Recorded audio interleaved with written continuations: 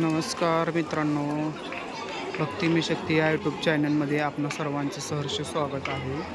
आज तुळजापूरची मंचकी निद्रा सुरू होणार आहे. तर आपण पाहणार आहोत की सर्व मंदिर परिसर आणि देवीचा जागर कसा असतो ते बघा.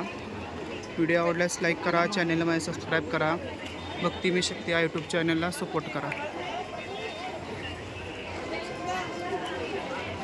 आणि इथेच पहा असं मंदिराचं बांधकाम चालू आहे बघा मित्रांनो. तर आता आपण गायमुखामध्ये जाणार आहोत. हे बघू शकता तुम्ही, असं बांधकाम चालू आहे. हे शिव महादेवाची पिंड आहे बघा.